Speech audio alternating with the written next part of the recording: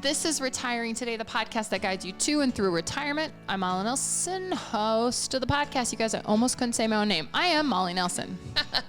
Words are tough, Molly. I am host of the podcast. But you know what's more important? Richelle Smith, producer of our podcast, the laugh you hear. Nice. And the most important is Loren Merkle. Oh, you're so gracious. He's a certified financial planner, a certified financial fiduciary, a retirement income certified professional. But here's the thing I really want to say. He's the author of a new book called Retire Your Way. Don't just dream about it.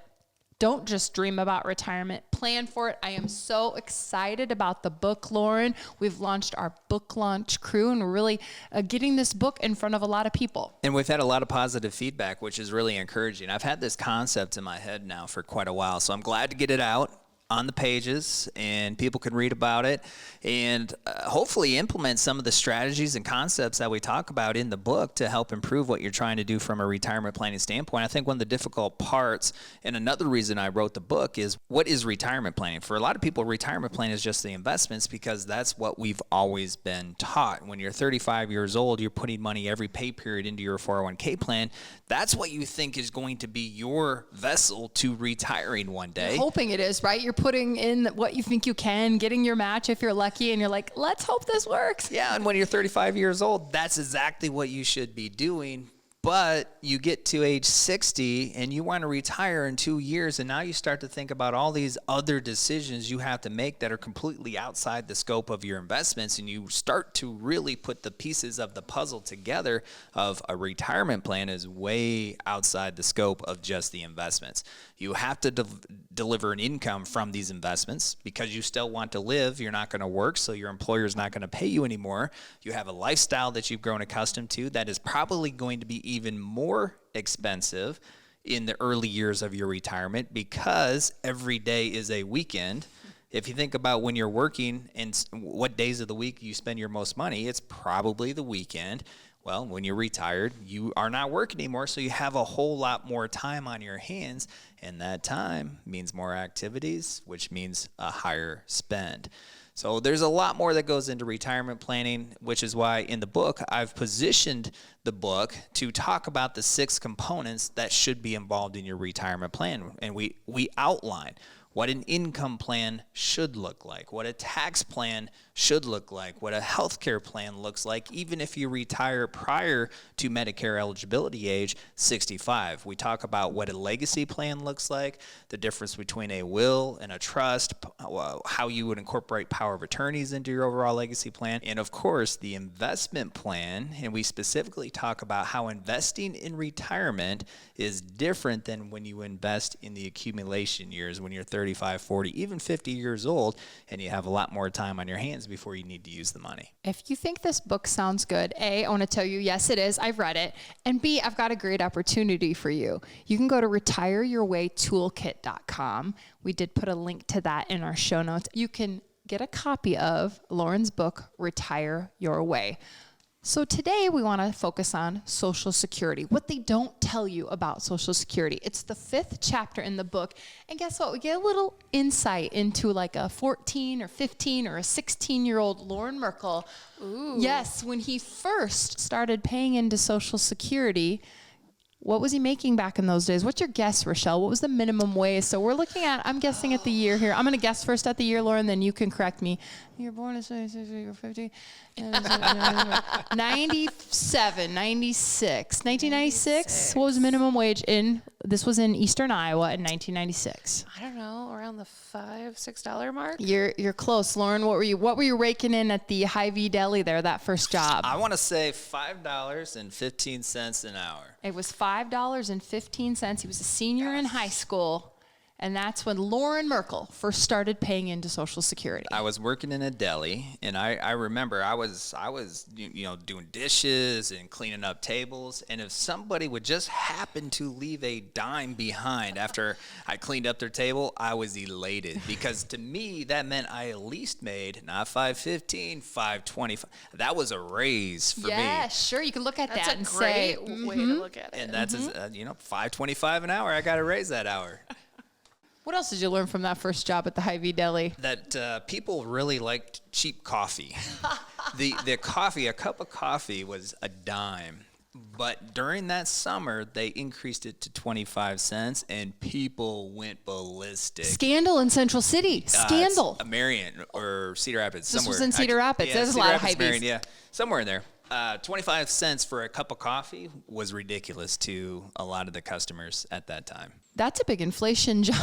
A big inflation jump. And that's about when I saw the dime stock showing up on the table. Yeah, there goes your tip, Merkle. Yeah. So chapter 5 is Social Security. You give it its own chapter in the book. Why? Social Security is one of those benefits or sources of income that we just plan on. We plan on it being there. We feel like we turn 62 or 65, we retire, we're just going to turn that income on, and that's about the only decision that you have to make. Very few people realize you actually have, or a married couple actually has up to 81 different options when it comes time to electing their Social Security. So it's way more complex than what you might imagine. And until you get up to the time you have to elect and you start to realize there's a lot more options, there's a lot more complexity to these decisions than what you thought. So in the chapter, we go through when you might want to take Social Security, why you might want to take it sooner, why you might want to take it later, because there's a lot of articles out there that would say you're crazy if you don't take it right away at 62, or you're crazy if you don't wait till 70 and get the full appreciation of your benefit. But in reality, most of the families that we work with don't take it at 62. They don't wait all the way up until 70. There's some kind of strategy in between. And that's because we vet all the different options that they have, and we narrowed those 81 different options to a handful that might make the most sense for you. And then we put those into your plan, and we take into consideration everything else that you're trying to accomplish. What kind of money do you need coming in to afford the lifestyle that you want? What kind of tax plan are you putting into place? What are some of your legacy ambitions? We incorporate all of that together.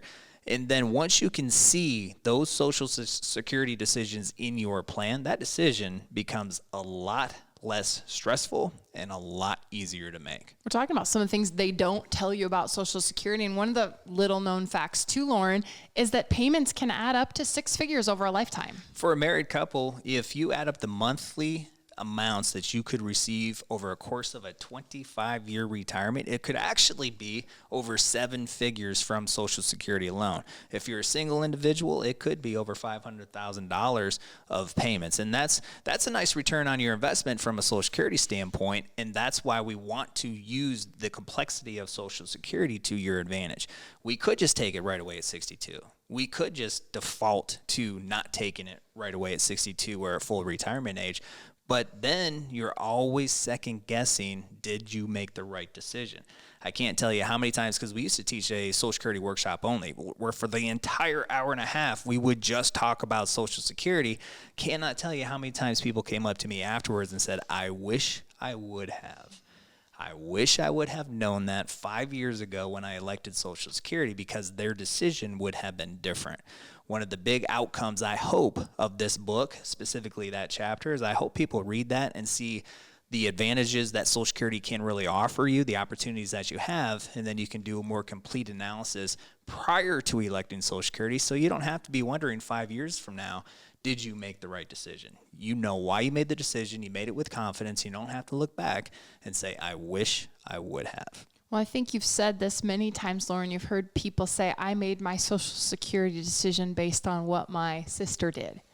And it's like, well, your sister's life and your life, is your sister married? When does your sister want to retire? What are her other assets? And that goes right into the title of the book, Retire Your Way. And that is the overall premise of the book, is your retirement's different.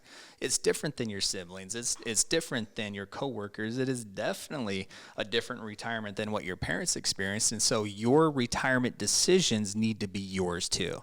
Sometimes people come to me and they have delayed their Social Security. So maybe they're 64, but their coworkers keep coming to them, or their friends keep coming to, why have you not taken your Social Security? You're crazy. I just read this article that says Social Security is going broke, or they're going to decrease your benefits. Get what you can out of it. And that premise is dangerous. It's a dangerous way to look at it and analyze what your Social Security options, and really it's a dangerous way to come to your decisions, which is, I think, in part why a lot of people regret the decisions ultimately that they make, because they're making siloed decisions. You're taking a look at your Social Security, looking at your Social Security loan, not considering the investment options you have or any other components of your plan. And then later, once you put all of these things together, you realize maybe there is a better decision. And that's what we're trying to prevent with this book. Another thing they don't tell you about Social Security is that you're going to have to come up with some more money in retirement, generally speaking. Generally, Social Security covers somewhere between 25 and 35% of one's income, which means that leaves a whole lot of income that you still have to produce yourself. And that's how retirement has changed over the generations, where you are largely in charge of producing most of the income that you're going to have. One of the benefits of Social Security is it acts like a pension. Not a lot of people have a pension available to them today, not a lot of retirees, but through the form of Social Security is a guaranteed payment for the rest of your life. So in that form, it is a pension, and let's make the most out of that we possibly can.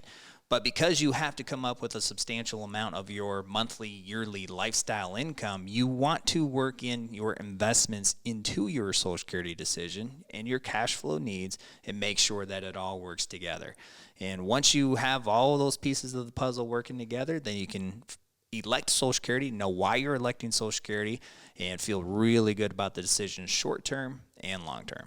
So people listening might be wondering, well, where am I going to come up with the other 75% or 2/3 of my retirement income? So I mentioned that you could download the book. What's really neat is this is a whole toolkit. I use the word Retire Your Way toolkit. And inside the toolkit is also a guide, and it's called Social Security Decision. This guide really breaks down the ways to supplement your retirement income. Another thing they don't tell you about Social Security is that the Social Security Administration employees cannot make Social Security decisions for you. And they certainly shouldn't be giving you advice, and they do. In my opinion, in my experience, they do a really good job of staying away from giving you advice, which is nice because they have no idea what is going on with your entire retirement picture. They don't know what your lifestyle is going to look like. They don't know what cash flow you need in retirement. They don't know what other investments that you have to develop some of the income, short-term and long-term. So they have a very incomplete picture on what your retirement income plan looks like, which is why they should stick to, and I think they do a really good job of sticking to, what your Social Security decisions are. So we will actually work in tandem with the Social Security Administration and be like, if Mr. and Mrs. Jones turned their benefit on at 62 and 66, what specifically would those benefits be? When it comes time to taking spousal benefits, we talk with the Social Security Administration and say, Mrs. Jones has a spousal benefit that she's eligible for, let's get that filed. Most of the filings we do online, but there are some filings that we have to work with the Social Security Administration to in order to do that. So they can do a really good job, but I would stay away from depending upon them for here's what you should be doing from a Social Security standpoint, because they have very, very incomplete information, and it'll probably be a wrong conclusion. Are people surprised at taxes they pay on their Social Security income? They can be. Some people don't pay any taxes. It's somewhere between 0 to 85% of your Social Security income will be subject to federal taxes. That's a wide range. That's a wide range. I saw your face, Richelle. I'm like, that is a wide range, Loren. It's a wide range, and it depends. That level of income depends on whether you're single or you file married. So yeah, there can be some surprises. The good news is most states do not tax Social Security income. The state of Iowa is one of those that does not tax Social Security income, but federally, it's going to be dependent upon what your tax filing status is and what your taxable income turns out to be. The Social Security decision goes really well, Loren, with the retirement income checklist that's also included in the Retire Your Way toolkit. In the Retire Your Way toolkit, there's actually 5 different retirement guides. The retirement income checklist is one of my favorites because it's a checklist. Who doesn't like to check off the boxes of, yes, I've accomplished this, or the unchecked boxes, you have an itemization of things that you can implement within your overall plan to make sure that you are ready for retirement. So I also call it the retirement readiness checklist, right? Are you ready from a financial standpoint? And checking off the boxes will get you that much closer to being financially ready for your retirement. RetireYourWayToolkit.com. There's also a link in the show notes. That's a great place to go for a copy of Loren's book, Retire Your Way, and the guides that we've discussed today in this podcast. It's retiring today, and we thank you for listening.